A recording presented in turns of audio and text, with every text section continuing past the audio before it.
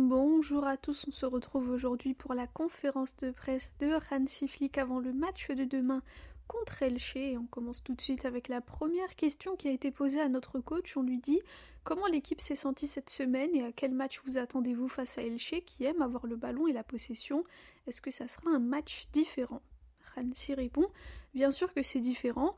De ce que j'ai vu d'Elche, il joue bien, il pense en tant qu'équipe pour trouver des solutions et jouer vers l'avant. Pour nous, ça sera important d'être bien placé, pressé et jouer en suivant le plan du match. Ces 2 derniers jours, j'étais très heureux et j'ai beaucoup apprécié ce que j'ai vu à l'entraînement.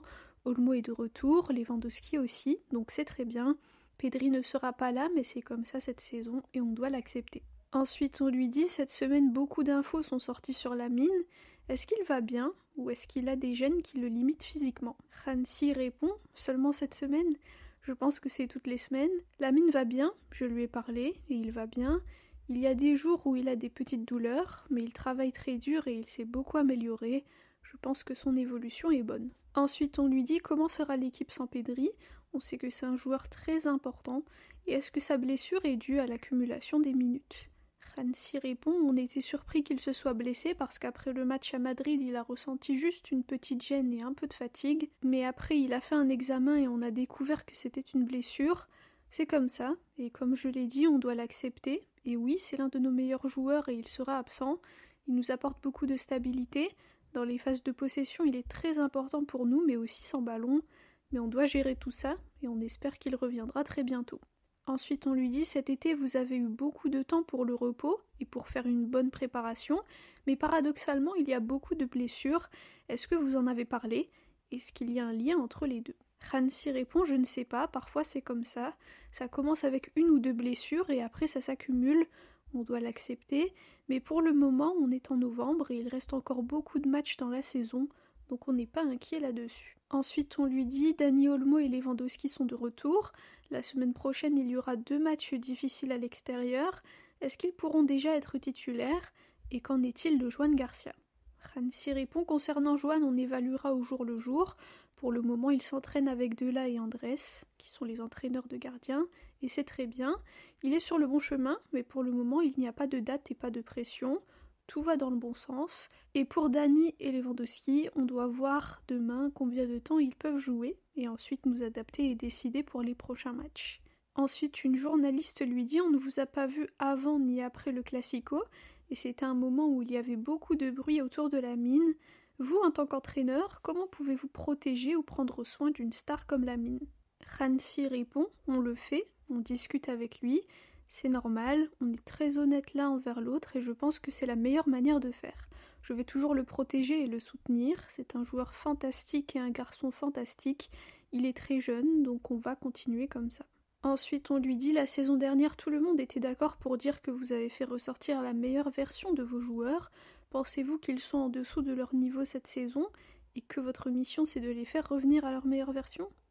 Hansi répond, d'habitude je ne parle pas des joueurs blessés, mais quand tu n'as pas tous les joueurs disponibles, ce n'est pas facile de tout gérer et d'avoir tout le monde à son meilleur niveau. Ce que je peux voir actuellement avec les retours d'Olmo et Lewandowski, c'est que les 2 derniers entraînements étaient très bons, et c'est non seulement parce qu'ils s'entraînent et élèvent leur niveau, mais aussi parce que ça pousse les autres à élever leur niveau. C'est super de voir les jeunes aussi, j'espère qu'on pourra tout démontrer demain. Ensuite, on lui dit qu'Oubarsi a eu un peu plus de repos que les autres cette semaine. Comment va-t-il et qu'est-ce qui lui manque pour récupérer son niveau de la saison dernière ? Hansi répond, il a quel âge ? 18 ans, n'est-ce pas ? Et c'est normal qu'à 18 ans, tu ne sois pas comme un joueur de 24, 25 ou 26 ans qui est régulier et peut-être à son meilleur niveau tout le temps. C'est normal. Il a déjà joué 2 saisons à un très bon niveau et 95% de ses matchs sont top. Je suis vraiment content de lui. Peut-être que pas seulement lui, mais les autres joueurs aussi ne sont pas à leur plus haut niveau et on doit travailler là-dessus pour que tout le monde fasse mieux. C'est notre job en tant que coach et les joueurs doivent se concentrer sur comment ils peuvent s'améliorer pour donner le meilleur d'eux-mêmes pour l'équipe. Ensuite, on lui dit « Comment avez-vous vécu le Classico depuis les gradins, dans une loge, loin de tous et puni ?» Hansi répond « Je ne veux pas me souvenir de ça parce que ce n'est pas la place d'un entraîneur d'être assis là-bas derrière les vitres. Ce n'était pas agréable, je dois travailler sur moi, comme les joueurs, pour que je sois sur le banc à tous les matchs. » Ensuite, on lui dit, lors du Classico, on a vu Lamine jouer plus vers l'intérieur. C'est quelque chose qui rappelle beaucoup Messi à l'époque. Est-ce que vous imaginez Lamine jouer comme ça aussi, plus vers l'intérieur? Et est-ce que vous lui en avez parlé? Hansi répond, je pense que pour le moment, la meilleure manière de revenir au meilleur niveau, c'est de jouer à ton poste actuel, là où tu as tes points forts et où tu peux aider l'équipe au maximum. Parfois, c'est aussi bien de ne pas être que sur le côté, mais dans les demi-espaces aussi. Il est capable de ça aussi, c'est un footballeur fantastique et il peut jouer à plusieurs postes. Pour lui, le plus important, c'est de recevoir le ballon. C'est son point fort parce que quand il a le ballon, il peut créer des occasions et c'est ce qu'on veut. Ensuite, on lui dit « Demain, vous jouez contre Elche et le gardien est Iñaki Peña. La dernière fois qu'il a joué contre le Barça, c'était avec Galatasaray et le match s'était fini sur un 0-0. Il avait fait un très bon match. Pensez-vous qu'il aura à cœur de se montrer demain ?»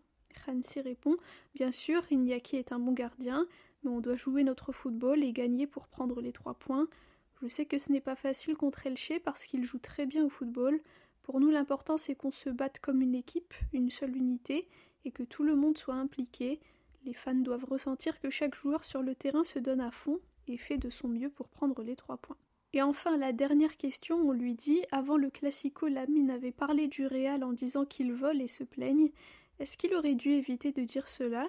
On a vu qu'à la fin du match, les joueurs du Real ont voulu s'en prendre à lui. Qu'en pensez-vous » Hansi répond « Pour moi, le Real Madrid, c'est du passé et je ne veux pas parler d'eux. » Voilà pour la conférence de presse de Hansi Flick avant le match de demain contre Elche.